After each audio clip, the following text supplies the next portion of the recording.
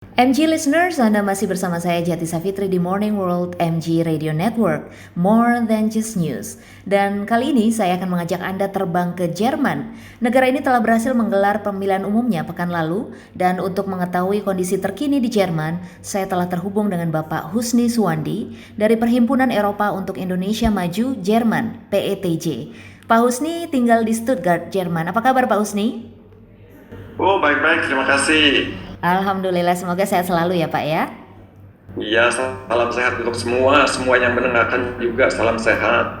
Terima kasih Pak Husni. Pak Husni, bagaimana perkembangan hasil pemilu di Jerman hari ini Pak? Boleh diketahui update-nya Pak?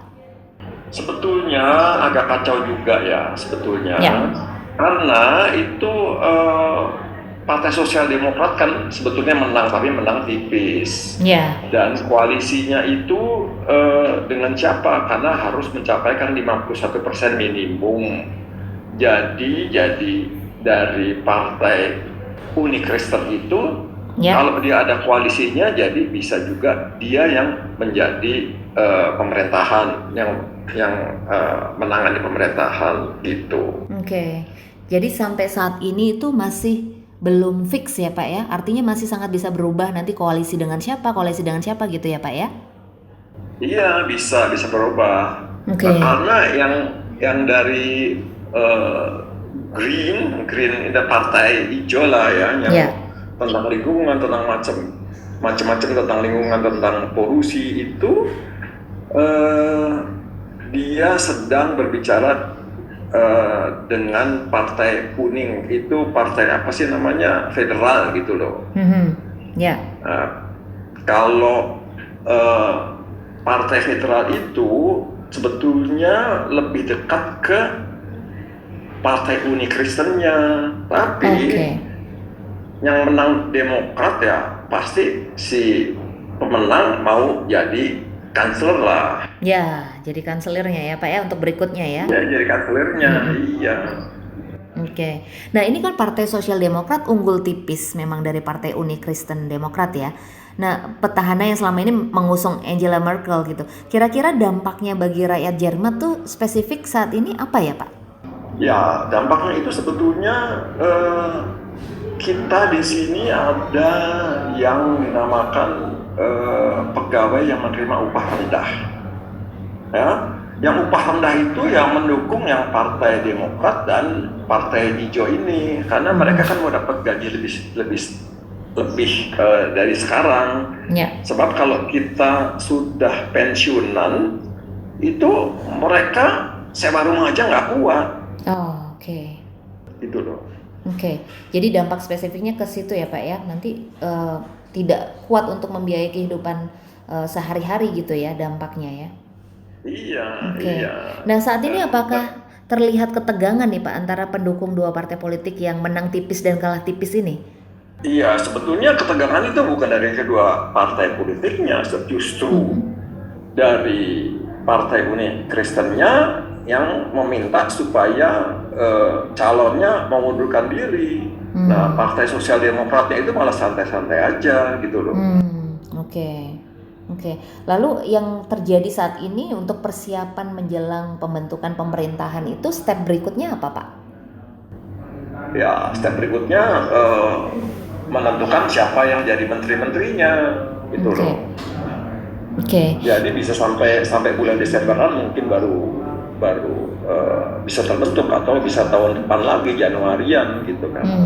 Kalau terbentuknya dalam hitungan bulan berarti berbulan-bulan ini akan dalam masa ketidakpastian nih ya Jerman ya. Kira-kira pengaruhnya ke kehidupan sehari-hari masyarakat seperti apa Pak? Ya sebetulnya nggak ada. Seperti sebelumnya aja kan, Kanselerin Angela Merkel juga masih sebagai kanseler itu, karena kan dia masih memegang pemerintahan. Oke, jadi tidak secara spesifik berpengaruh pada kehidupan masyarakat sehari-hari sebenarnya ya. Cuman dinamika politiknya yang kita tunggu nih ya. Mudah-mudahan Desember atau Januari sudah cukup clear ya Pak ya pemerintahannya, kabinetnya ya. Ya mudah-mudahan. Ya, kalau situasi di Stuttgart sendiri di tengah pandemi saat ini bagaimana Pak Husni? Ya, sebetulnya tengah pandemi ini sebetulnya biasa-biasa aja, dalam tanda kutip biasa-biasa aja. Tapi ada juga bukan partai ini, ada suatu grup yang melawan prokes gitu loh. Nggak perlu masker, nggak perlu jaga jarak. Kenapa? Mereka anti vaksin juga, Pak? Anti vaksin juga dia. Wah, itu yang berbahaya ya. Itu dia, Ya. itu dia. Apa yang dilakukan pemerintah untuk menangani orang-orang yang anti vaksin ini, Pak? Loh, susah juga karena kita kan demokrasi. Ya. Demokrasi kita nggak bisa bilang dilarang, nggak boleh, itu kan bukan demokrasi. Ya. Jadi dibiarkan situ aja, tapi sekarang ada penanganan dalam tanda kutip yang kita bahasa Jermannya dianggap penting sekali, 3G. 3G itu geimpft, genesen, getested, berarti yang sudah divaksin, Ya. yang pernah sakit dan sembuh dari COVID. Ya. Yang getested itu berarti yang harus dites kalau mau kemana-mana, mau ke bioskop, mau lihat kesenian, mau macam-macam itu mau dihilangkan, tinggal 2G. Jadi yang dites itu merugikan rakyat kita karena ditesnya kan gratis, pakai duit kita, Iya. rakyat. Pakai duit rakyat Jadi, ya. Iya, jadi mereka ribut-ributnya itu bilang kalau gini caranya dengan jalan belakang memaksa kita untuk divaksin, kan gitu. Oke. Dan sampai sekarang masih tetap terbelah ya antara yang pro vaksin dengan yang anti vaksin, masih aja ada dinamika Iya, itu ya. tapi mereka itu udah medsosnya dari Facebook kalau nggak salah, Ya. udah diblokir, jadi nggak bisa cari masa lagi. Ya, betul. Mereka protes juga, nggak demokrasi lah. Iya. Gitu. Baru-baru ini Sekarang YouTube kita juga, bilangnya, Pak. Kita bilang demokrasi nggak kalau kalian dites bayar pakai uang pajak kita, kan gitu, sama juga. Iya, betul, betul. Nah, kalau aturan pembatasan kegiatan masyarakat di Stuttgart khususnya, Pak, itu apakah sama dengan yang berlaku di Jakarta dan sekitarnya saat ini ada PPKM gitu, Pak? Apakah sama pembatasannya? Saya bilang agak lain lah pembatasannya itu ya, yang tadi saya bilang kalau kita mau makan di restoran contoh ya, Ya. kita boleh tapi nunjukin QR code-nya, udah dia vaksin belum, Oke.